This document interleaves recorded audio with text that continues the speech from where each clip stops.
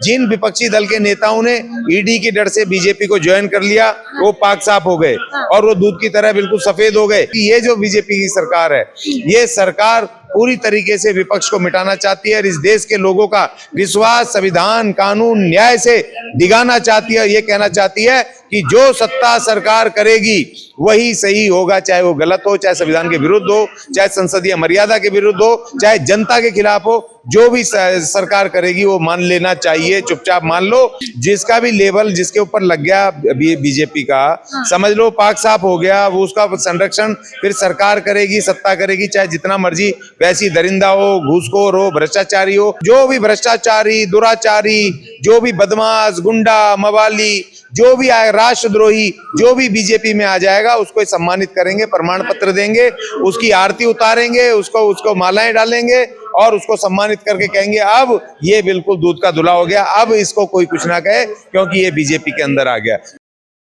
नमस्कार, मैं प्रियंका इस वक्त दिल्ली के जंतर मंतर पे हूँ। मेरे साथ अशोक अज्ञानी जी हैं, इनसे बातचीत करेंगे।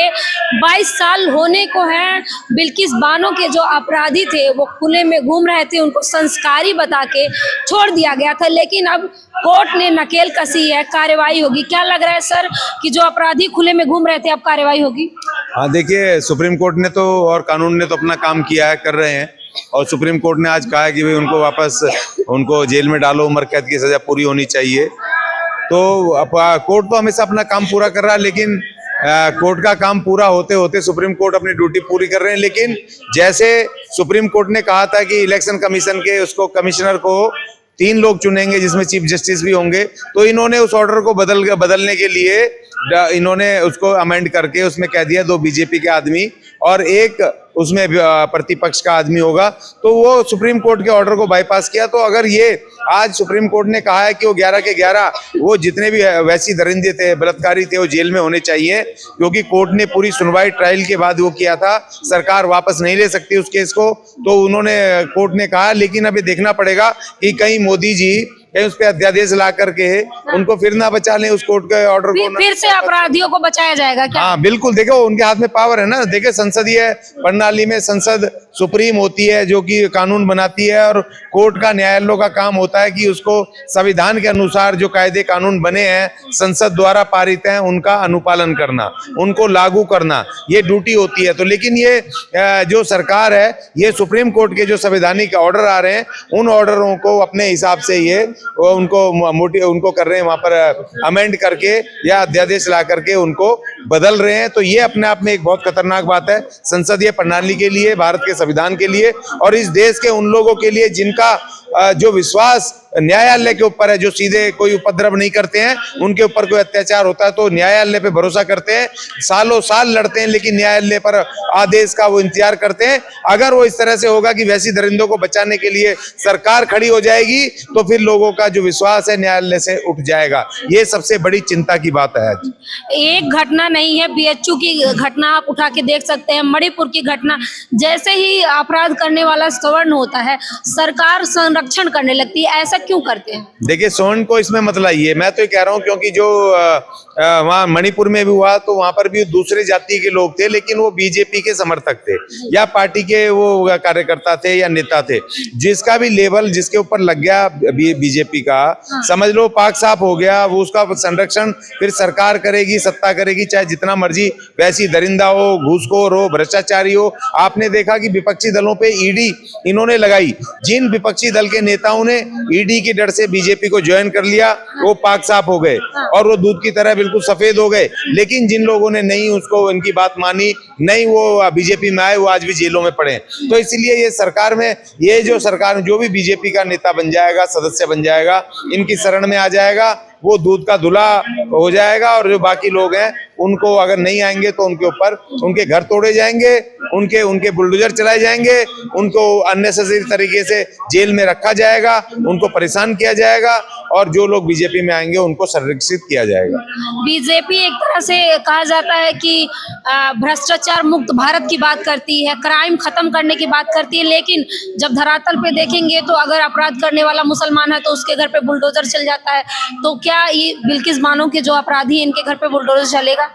देखिए वो तो बहुत दूर की बात है। जो आपने कहा ना बीजेपी चाहती है भ्रष्टाचार मुक्त भारत, तो वो कहते हैं, वो कह रहे हैं भ्रष्टाचार मुक्त भारत नहीं, वो कह रहे हैं भ्रष्टाचारी मुक्त विपक्ष। वो कह रहे हैं कि सारे हमारे इसमें आ जाओ, पक्ष में आ जाओ। जैसे कि अजीत पवार को लिया, जिसके ऊपर की हजारों करोड़ का, कई सौ करोड़, हजारों करोड़ का घोटाले का, सिंचाई घोटाले का वो था, वो जैसे इनके पास आ गया तो वो मुख्यमंत्री बन जाता है। और जो भी भ्रष्टाचारी, दुराचारी, जो भी बदमाश, गुंडा, मवाली, जो भी आए, राष्ट्रद्रोही, जो भी बीजेपी में आ जाएगा उसको सम्मानित करेंगे, प्रमाण पत्र देंगे, उसकी आरती उतारेंगे, उसको मालाएं डालेंगे और उसको सम्मानित करके कहेंगे अब ये बिल्कुल दूध का धुला हो गया, अब इसको कोई कुछ ना कहे क्योंकि ये बीजेपी के अंदर आ गया। तो अब ये सवाल इस बात का है कि ये जो बीजेपी की सरकार है, ये सरकार पूरी तरीके से विपक्ष को मिटाना चाहती है और इस देश के लोगों का विश्वास संविधान, कानून, न्याय से दिगाना चाहती है। ये कहना चाहती है कि जो सत्ता सरकार करेगी वही सही होगा, चाहे वो गलत हो, चाहे संविधान के विरुद्ध हो,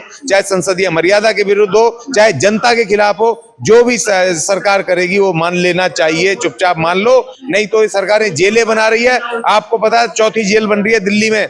दिल्ली में इतनी जेलों की जरूरत नहीं है, विश्वविद्यालयों की जरूरत है। यहाँ पर लोगों को रोजगार के कार्यालय खोलने की जरूरत है, यहाँ चिकित्सा केंद्रों की जरूरत है। लेकिन सरकार क्या कर रही है? सरकार ने अभी पहले एक जेल थी यहाँ पर तिहाड़ में, दूसरी बनाई रोहिणी में, तीसरी बनाई अब वहां पर ये आपका नंद नगरी के पास, और चौथी बन रही है अब नरेला में। ये जेल ही जेल बना रही है क्योंकि जो इनके विरुद्ध बोलेगा वो सबको जेल में जाने के लिए जेल तैयार कर रहे हैं। तो इसलिए इस देश के अंदर अभी बहुत खतरा है, डिक्टेटरशिप का खतरा बढ़ गया।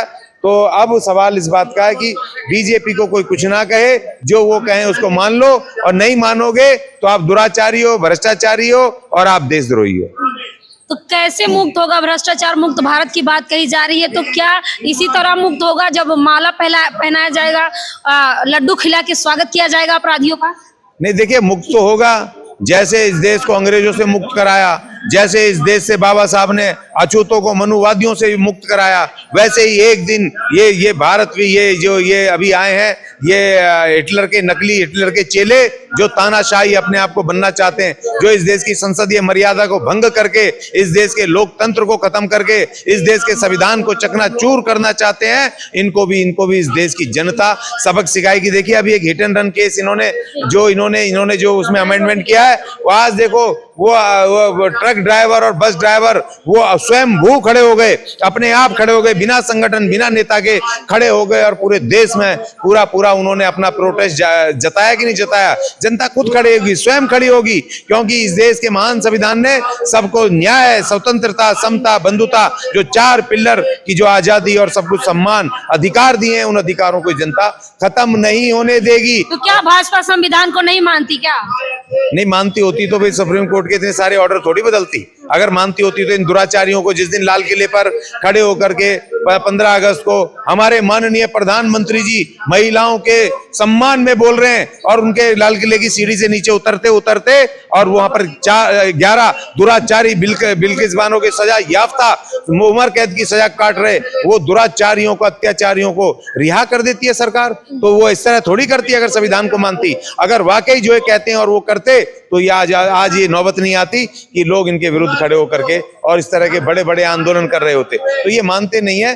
जो भी इनके विरुद्ध इनको लगता है, जैसे सुप्रीम कोर्ट ने जो इलेक्शन कमीशन के कमिश्नर पे जो ऑर्डर दिया, इन्होंने तुरंत बदल के उसको दूसरा लिया है। कुछ अध्यादेश ले आते हैं, कुछ केसों में कुछ ले आते हैं। अब बिल्किस बानो के मामले में अब क्या लाएंगे? ये अध्यादेश लाएंगे या फिर से कोई सेशन? अभी भी आपको लग रहा है कि बिल्किस बानो को न्याय नहीं मिल पाएगा? नहीं, अभी पॉसिबल नहीं है। अभी देखिए, अभी एक ये तो अच्छी खबर है कि सुप्रीम कोर्ट ने अपना काम किया। ये बिल्कुल है कि अभी लोगों के अंदर विश्वास को कायम रखे, लेकिन ये सरकार उस विश्वास को तोड़ने में जुटी पड़ी है। वो फिर से अध्यादेश ला करके वो किसी भी हालत में इस देश के संविधान को, न्यायालयों को अपमानित करना चाहते हैं, और ये उन दुराचारियों को बचाएंगे, पूरी कोशिश करेंगे। आप देख लेना 10 दिन में, 15 दिन में, महीने में जरूर कोई अध्यादेश आएगा, या फिर ये संसद का आपातकालीन सत्र बुला करके 1-2 दिन का ये कोई नया कानून में संशोधन करके उनको बचाएंगे। तो आप देख सकते हैं अशोक अज्ञानी जी का कहना है कि कहीं ना कहीं सरकार जो है अपराधियों को सह दे रही है। जिस तरह से बिल्किस बानो के 11 अपराधी, उनको फूलमाला से स्वागत किया गया, मिठाइयां खिलाई गई और कहा गया कि ये संस्कारी हैं, लेकिन सुप्रीम कोर्ट ने नकेल कसा है और कहा है कि अपराधियों को सजा मिलनी चाहिए। उनको एक बार फिर से उम्र कैद की सजा सुनाई गई है। इस खबर पे आपकी क्या राय है, हमें कमेंट बॉक्स में जरूर बताएं। धन्यवाद।